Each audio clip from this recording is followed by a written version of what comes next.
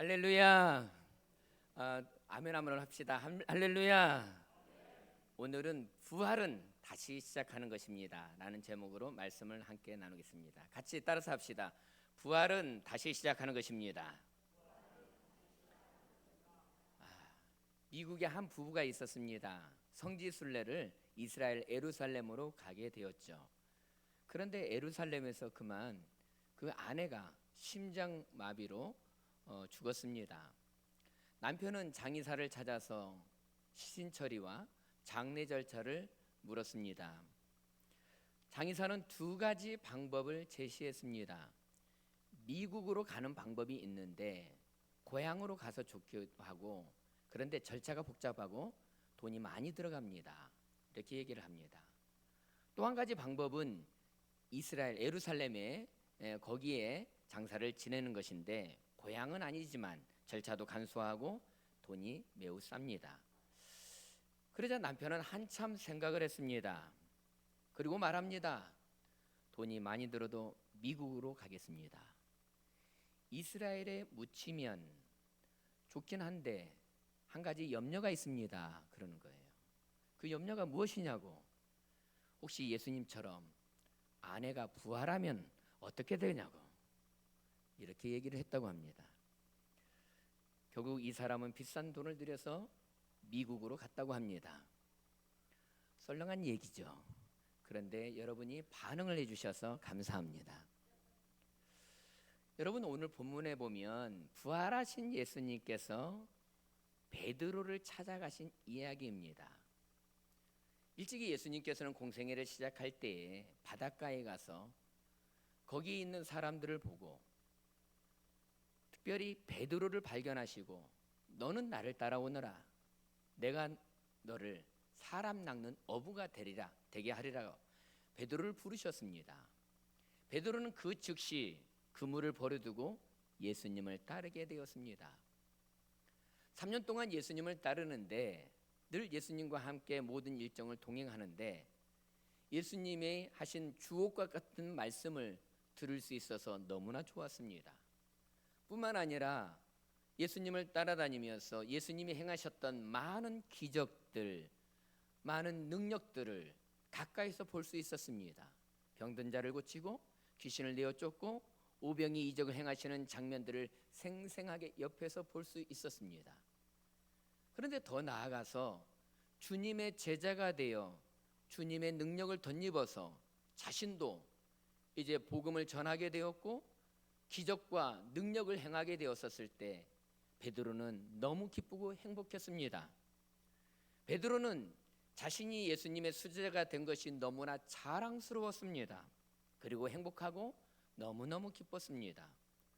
많은 사람들이 자신들을 주목하는 것 같아서 또한 좋았습니다. 그러면서 베드로는 생각하기를 예수님께 나의 인생을 걸기를 참 잘했구나 이렇게 생각하게 되었던 것이죠. 그런데 어느 날 예수님이 십자가에 못 박히셔서 허무하게 죽으셨을 때 베드로는 사람들의 시선이 두려워서 나는 주님을 알지 못합니다 3번이나 부인하게 되었습니다. 그런 자신이 너무나 한없이 부끄러웠습니다. 예수님께 걸었던 모든 희망을 잃고 베드로는 다시금 갈릴리 어부의 생활로 돌아가게 되었습니다. 그 내용 사건을 오늘 기록하고 있는데 오늘 보면 2절 3절은 이렇게 기록하고 있습니다. 시몬 베드로와 디두모라 하는 도마와 갈릴리 가나 사람 나다니엘과 세베대의 아들들과 또 다른 제자 둘이 함께 있더니 시몬 베드로가 나는 물고기 잡으러 가노라 하매 저희도 우리와 함께 가겠다고 하고 배에 올랐으나 이 밤에 아무것도 잡지 못하였더니 베드로는 옛 생활로 돌아가서 다시금 어부 생활로 이제 그가 생활하게 되었던 것이었습니다. 여러분, 먹고 살기 위해서 고기를 잡는 것은 나쁜 일이 아니죠. 그런데 지금 베드로는 너는 나를 따르라 내가 내게 사람 낚는 어부가 되게 하리라고 하는 그 사명을 잃어버리고 옛 생활로 돌아가게 되었다는 것입니다. 가라 모든 민족으로 제자를 삼으라 하는 주님의 명령을 망각하고 어부의 생활, 고기 잡는 생활로 돌아가게 되었습니다. 혼자만 간 것이 아니라 다른 제자들과 함께 고기 잡으러 가게 되었습니다. 여러분, 베드로가 누구입니까? 안식구 첫날 새벽 미명에 부활하신 예수님을 목격한 사람입니다. 예수님의 빈 무덤을 직접 가본 사람입니다. 그리고 그 무덤이 비어 있다는 것을 직접 목격했죠. 더 나아가 다락방으로 돌아온 이후에 부활하신 예수님이 두 번 더 베드로에게 나타나셨습니다. 그럼에도 불구하고 베드로는 옛 생활로 돌아가서 다시금 고기를 잡고 있는 모습을 본문에서 보여주고 있다는 것입니다. 그런데 베드로의 이러한 모습을 묵상하다 보면 베드로의 모습이 꼭 나의 모습, 우리의 모습 같아요. 주님은 고기 잡는 베드로를 부르신 것처럼 저와 여러분을 불러주셨습니다. 여러분, 저와 여러분을 부르신 다음에 어떻게 했습니까? 우리 모두에게 죄에서 구원해 주시고 또 하나님의 자녀의 특권을 주셨습니다. 그리고 주님이 주시는 기쁨과 소망을 우리 가운데 주셨습니다. 힘들 때 우리에게 용기를 주셨고, 약할 때 강함이 되어 주셨고, 우리가 부르짖을 때 우리의 기도에 응답해 주셨습니다. 그런데 여러분, 우리는 어떻습니까? 순간순간 베드로처럼 주님을 멀리하고 어느 순간 주님을 떠나서 살고 있지는 않습니까? 우리가 예수님을 모르는 것도 아닙니다. 예수님의 능력을 또 우리가 경험하지 않은 것도 아닙니다. 그런데도 우리는 시시각각으로 옛생활로 돌아가고 예수님을 떠날 때가 얼마나 많이 있는지 모릅니다. 사랑하는 여러분, 이럴 때 우리는 어떻게 해야 합니까? 베드로를 갈릴리 바닷가에서 다시 만난 부활의 주님을 오늘 우리도 다시 만나야 합니다. 부활의 주님을 만날 때 우리는 다시금 시작할 수 있기 때문입니다. 사랑하는 여러분, 부활의 주님을 만나게 되면 우리는 어떻게 변화되는지 살펴봄으로 말미암아 부활의 사건이 오늘 우리의 삶에 용기를 주고 다시 시작하게 하는 터닝 포인트가 되어지길 주님의 이름으로 축원합니다. 첫 번째 살펴볼 것은 부활은 실패에서 다시 시작하게 한다는 것입니다. 부활하신 예수님이 가장 먼저 한 것은 베드로를 다시 찾아오는 일이었습니다. 오늘 본문 4절에서 보게 되면 성경은 이렇게 기록하고 있습니다. 날이 새어갈 때에 예수께서 바닷가에 서셨으나 제자들이 예수신 줄 알지 못하는지라. 실패하고 돌아갔던 베드로에게 주님이 찾아가셨다는 것입니다. 베드로는 예루살렘을 떠나서 멀리 있는 갈릴리 바닷가로 가서 예수님과 상관없이 살고 있었습니다. 그러나 여러분, 베드로는 아무리 멀리 가 있다고 할지라도 예수님께서는 그 베드로를 쫓아가셨습니다. 베드로는 예수님을 떠났지만 예수님은 베드로를 떠나지 않으셨다는 것입니다. 여러분, 예수님은 갈릴리로 가서 미리 그를 기다리고 계셨습니다. 부활하신 예수님은 그러기에 지금 우리의 삶의 자리에도 우리를 떠나지 아니하시고 우리에게 찾아오시는 주님이 되심을 여러분 믿으시기 바랍니다. 우리는 여러 가지 이유와 상황 때문에 주님을 멀리 떠날 때도 있고 또 우리가 주님을 가까이 하지 못하고 주님 앞에 우리의 마음이 식어질 때도 있습니다. 사랑하는 여러분, 그럼에도 불구하고 주님은 우리를 외면하시지 아니하시고 우리를 나무라지 아니하시고 실패한 현장 가운데 우리의 삶의 자리 가운데 찾아오시는 주님, 기다리시는 주님, 그 은혜를 지금도 베풀고 계심을 믿으시기 바랍니다. 그 이유가 무엇일까요? 실패한 자리에서, 넘어진 자리에서 우리로 하여금 다시금 회복시키기 위함입니다. 다시금 우리를 일어서게 하기 위함입니다. 그러기에 부활은 그것을 가능케 하는 능력이 바로 부활입니다. 여러분, 베드로는 대제사장인 가야바 뜰에서 새벽에 예수님을 부인하게 되었습니다. 날씨가 추워 그 숯불을 피워놓고 많은 사람들이 불을 쬐고 있는데 한 여종이 당신도 예수님의 제자가 아닙니까? 물었을 때 아니요, 나는 주님을 알지 못합니다. 베드로는 3번씩이나 부인하게 되었습니다. 그런데 실패한 베드로, 주님을 떠나 있었던 베드로에게 부활하신 주님이 나타나셔서 제일 먼저 한 일이 무엇인가? 숯불을 피워놓고 물고기를 이렇게 구워주시며 떡을 공급해 주시게 되었습니다. 여러분, 말씀을 통해서 확인해 봅시다. 9절에 있는 말씀을 보시면 성경에 이렇게 기록되어 있습니다. 육지에 올라보니 숯불이 있는데 그 위에 생선이 놓였고 떡도 있더라 그랬습니다. 자, 지금 보십시오. 베드로는 숯불이 있는 그곳에서 예수님을 3번이나 부인했습니다. 그런데 베드로를 회복시키기 위하여 제일 먼저 주님이 하신 것이 무엇인가? 밤새 고기 잡느라고 벌벌 떨었고 지쳐 있는 베드로를 향하여 숯불을 피워놓고 음식을 준비하고 있었다는 것입니다. 그 숯불 가까이 왔었을 때 베드로가 얼마나 따뜻함을 느꼈을까요? 그 음식을 먹으며 얼마나 이제 행복했을까요? 그런데 또 한켠에서 보게 되면 그 숯불을 보면서 베드로는 무슨 생각을 했을까요? 과거에 주님이 고난당하시고 십자가에 못 박혔을 때 그 숯불 불을 쬐면서 주님을 3번씩 부인했던 자신의 모습이 떠오르지 않았겠습니까? 예수님께서 베드로에게 묻습니다. 오늘 보면 15절에 보면 내가 나를 사랑하느냐? 요한의 아들 시몬아, 이 사람들보다도 내가 나를 사랑하느냐? 이렇게 물으셨습니다. 한 번만 물으신 것이 아니라 3번씩 물으셨습니다. 왜 3번을 물으셨을까요?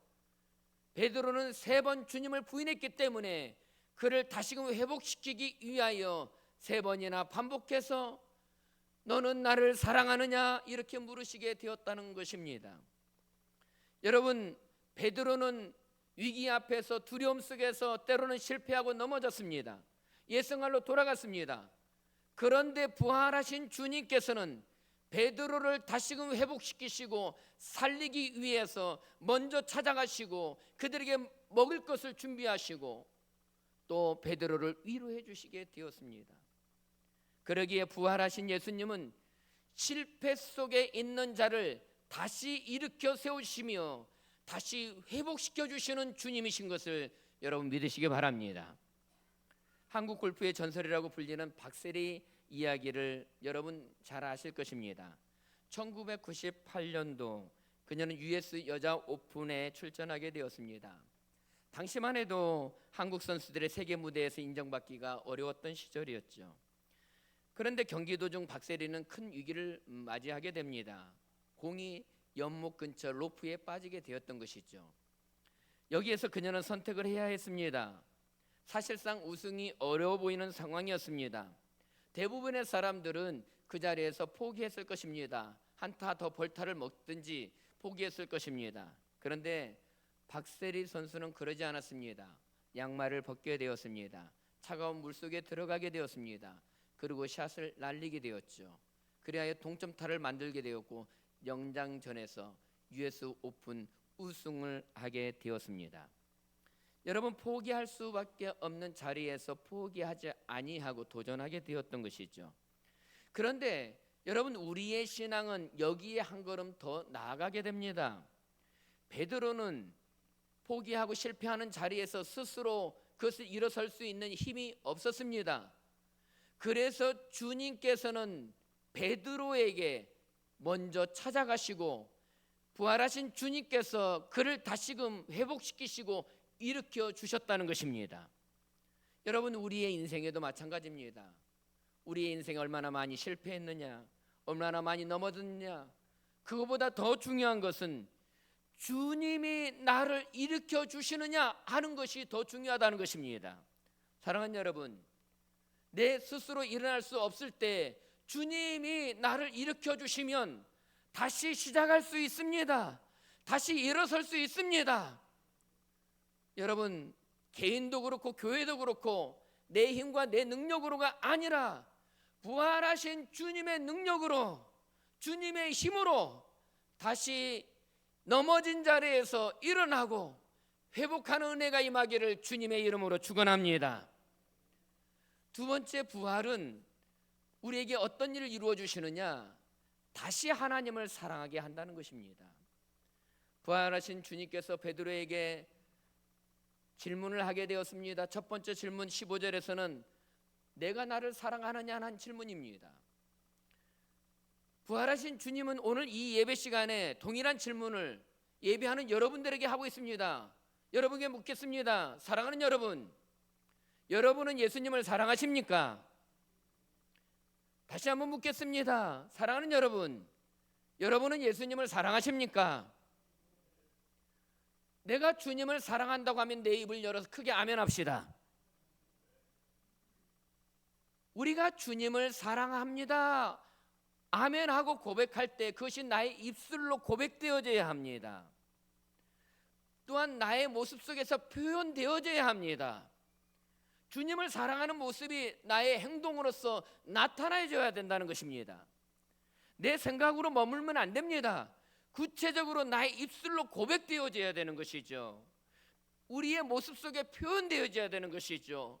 우리의 삶의 행동으로 나타나줘야 합니다. 여러분, 누군가를 뜨겁게 사랑하게 되면 그의 언어가, 그의 표정이, 그의 행동이 달라지지 않습니까? 마찬가지로 부활하신 주님이 나의 생명, 나의 구원, 나의 사랑이라고 한다면 우리가 그 고백은 그저 우리의 입술에 진심의 고백이 되어지고 주님을 사랑하기에 그분 앞에 서게 되면 사랑의 그 모습이 뚝뚝 떨어져야 된다는 것입니다. 그리고 그 사랑의 모습이 행동으로 나타나게 되는 것이죠.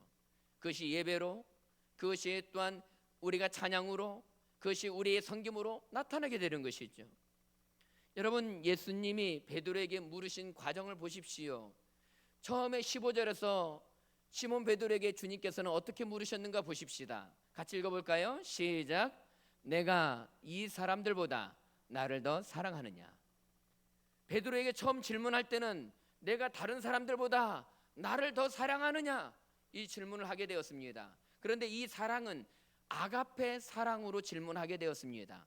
아가페 사랑이 무엇입니까? 조건 없는 무조건적인 사랑입니다. 최상의 사랑입니다. 그러기에 최고 수준의 사랑으로, 이 아가페 사랑으로 질문을 던지게 되었습니다. 그런데 베드로는 15절에서 주님, 내가 주님을 사랑합니다, 이 고백을 어떻게 하느냐? 아가페로 대답하는 것이 아니라 필리아, 친구들 간의 사랑, 사람들과의 사랑, 그 정도의 수준으로 대답하게 되었습니다. 그런데 그 다음에 주님께서 질문할 때 16절에서는 어떻게 예수님이 물으시는가 한번 같이 볼까요? 같이 읽겠습니다. 시작. 두 번째 이르시되 요한의 아들 시몬아, 내가 나를 사랑하느냐 하시니. 자, 보십시오. 두 번째 질문에서는 이 사람들보다 더 그 질문을 쏙 뺐습니다.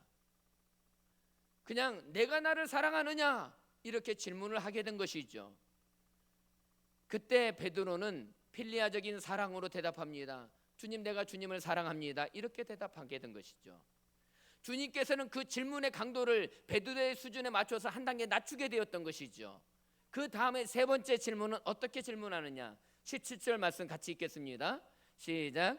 세 번째 이르시되 요한의 아들 시몬아, 내가 나를 사랑하느냐 하시니. 여기에서 사랑은 아가페적인 사랑으로 물으신 것이 아니라 베드로의 수준에 맞춰서 필리아적인 사랑, 친구 간의 사랑으로 질문을 하게 되었습니다. 그때 베드로는 내가 주님을 사랑하는 줄 주께서 아시나이다, 이렇게 필리아적인 사랑으로 대답하게 되었습니다. 무엇을 말하고 있습니까? 사랑이 무엇입니까? 사랑은 상대방의 눈높이에 맞추는 것입니다. 이것이 바로 사랑이라는 것입니다. 자기의 시선, 자기의 관점으로 상대방을 바라보는 것이 아니라 상대방의 눈높이에 맞추어서 낮추는 것, 이것이 바로 사랑이라는 것입니다. 자기의 기준으로 다른 사람을 판단하려고 하면 안 됩니다. 그 사람의 기준으로 낮추는 것, 이것이 바로 사랑이라는 것입니다. 예수님이 처음에 베드로에게 원했던 것은 아가페적인 사랑이었습니다. 그런데 베드로에게는 그것을 아가페적인 사랑으로 대답할 수가 없었습니다. 그래서 필리아적인 사랑, 내가 할 수 있는 범위 내에서 주님을 사랑합니다. 내가 이 사람들보다 더 주님을 사랑한다고 나는 고백할 수 없습니다. 그러나 내가 할 수 있는 범위에서 주님을 사랑합니다. 이렇게 대답하게 되었습니다. 사랑하는 여러분, 우리는 다른 사람들보다 더 하나님을 사랑합니다. 자신 있게 이렇게 말할 수 있는 사람이 몇 명이나 되겠습니까? 우리도 솔직하게 그저 주님, 내가 할 수 있는 범위 안에서, 내 마음 안에서 그저 주님을 사랑합니다, 이렇게 고백하는 것이죠. 그런데 사실 우리가 이것으로 충분합니까? 그 고백은 사실은 교회 나온 초신자가 하면 이해가 됩니다. 당신은 하나님을 사랑합니까? 이 질문을 했었을 때 글쎄요, 저는 하나님을 잘 몰라서요. 그러나 제가 할 수 있는 한 노력하겠습니다. 하나님을 사랑하도록 노력하겠습니다. 이렇게 대답하게 되면 참 귀하죠. 참 잘하셨습니다. 박수 쳐줄 수 있죠. 그런데 만약 교회 다닌 지 수십 년이 되고 직분이 오를 만큼 오른 사람에게 하나님을 사랑합니까? 물었을 때 글쎄요, 제가 사랑하는 만큼만 사랑하면 안 되겠습니까? 이렇게 대답을 하게 된다면 어떻습니까? 물론 그럴 수도 있지요. 그런데 우리는 거기에서 더 나아가야 된다는 것입니다. 신앙의 횟수가 더해질수록, 교회의 직분을 맡을수록 주님을 향한 사랑과 그 깊이가 더해지는 은혜가 임하기를 주의 이름으로 축원합니다. 저는 오늘 예배드리는 사랑하는 우리 모든 성도들이 하나님을 사랑하는 그 깊이와 강도가 더해지는 은혜가 임하게 하여 주옵소서. 우리 교회 올해표가 무엇입니까? 성령의 능력으로 날마다 더해지는 교회입니다. 날마다 더해지는 것 중에 하나가 무엇인가? 사랑이 더해지는 것입니다. 사랑의 용량이 넓혀지는 것입니다. 주님을 향한 사랑이 더 뜨거워지는 것입니다. 그런데 우리의 모습은 어떻습니까? 주님을 향한 열정과 사랑이 점점점 식어져 가고 있지는 아니합니까? 점점점 냉랭해지고 있지는 아니합니까? 여러분, 하나님을 더 사랑하게 되면 어떻게 될까요? 하나님을 더 사랑하게 되면 더 하나님 앞에 온전한 예배를 드리고 싶어집니다. 하나님을 더 사랑하면 주님과 더 깊은 교제를 갖고 싶어 합니다. 하나님을 더 사랑하게 되면 생명의 말씀인 하나님의 말씀을 더 가까이 하고 싶어집니다. 하나님을 더 사랑하게 되면 하나님이 기뻐하신 일에 함께 하게 된다는 것입니다. 사랑하는 여러분, 너의 처음 사랑이 어디에서 식었는지 점검하라고 성경은 말씀하고 있습니다. 하나님을 향한 사랑이 자라야 합니다. 깊어져야 합니다. 더해져야 합니다. 우리 갈릴교회 모든 성도들이 그렇게 되어지기를 주의 이름으로 축원합니다. 하나님을 사랑할 때 처음에 나를 위해서 하나님을 사랑했다고 한다면, 그러다가 점점점 가까워져서 친구처럼 좋아서 하나님을 사랑하게 되고, 더 깊어지게 되면 연인처럼 하나님 없이는 살지 못합니다, 이 고백을 하게 되고, 더 그 사랑이 깊어지게 되면 이제 주님을 위하여 희생하고 자신을 드리고 싶어집니다. 그런데 부활의 주님께서 이 사랑을 가능하게 한다는 것입니다. 사랑하는 여러분, 하나님을 사랑하는 방법은 여러 가지 방법으로 우리가 나타낼 수 있습니다. 입술로 하나님을 사랑합니다 고백한다면 찬양으로 우리가 나타낼 수 있습니다. 무릎으로 하나님을 사랑을 고백하게 되면 기도로 나아갈 수 있습니다. 또 물질로 하나님을 사랑하면 헌금으로, 또 몸으로 섬김으로 하나님을 사랑하면 봉사로, 또 목숨으로 하나님을 사랑하면 순교로 나아가게 된다는 것입니다. 그러기에 이 찬양의 고백이 오늘 예배하는 저와 여러분의 고백이 되었으면 좋겠습니다. 주님 사랑해요, 온 마음과 정성 다해 하나님의 신실한 친구 되기 원합니다.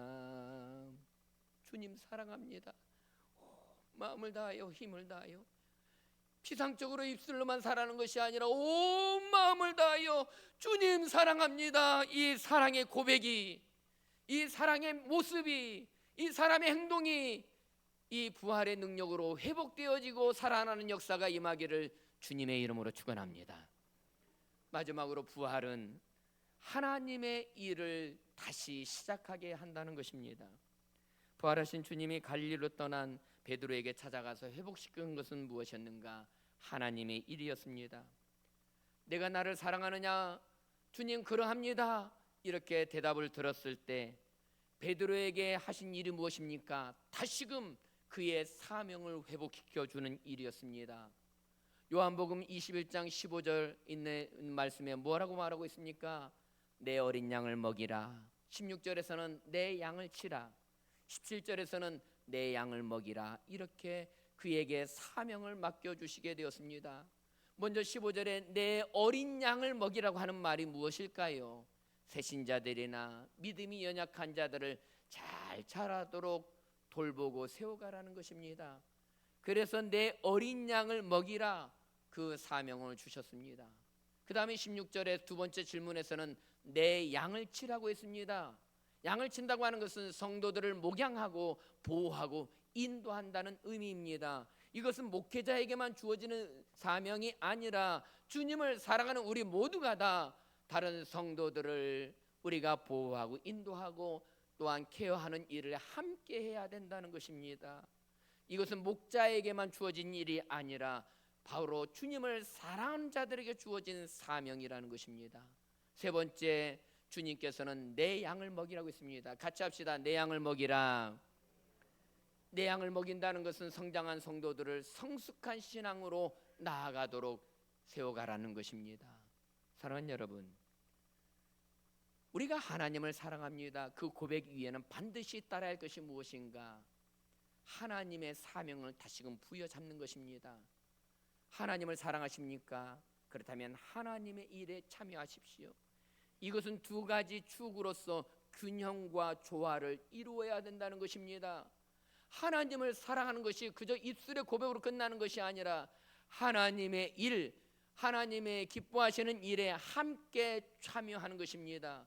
그것이 우리가 내 양을 먹이고 섬기는 일이 될 수도 있을 것입니다. 하나님의 일은 교회 일에 참여하는 일이 될 수도 있을 것입니다. 직분을 맡아서 작은 일이든지 큰 일이든지 함께 동참하는 것이 될 수 있을 것입니다. 예배 자리를 지키는 일이 될 수도 있고, 기도하는 일이 될 수도 있고, 또한 섬기는 일이 될 수도 있고, 또한 우리가 나아가서 믿지 않는 영혼들에게 전도한 일이 될 수도 있을 것입니다. 주님을 사랑하십니까? 그렇다면 다시금 시작해야 할 일이 무엇인가? 하나님의 일이라는 것입니다. 오늘 주님께서는 내 어린 양을 먹이라, 내 양을 치라, 내 양을 먹이라 베드로에게 말씀하신 그 음성을 오늘 우리 가운데도 듣기를 원하고 있다는 것입니다.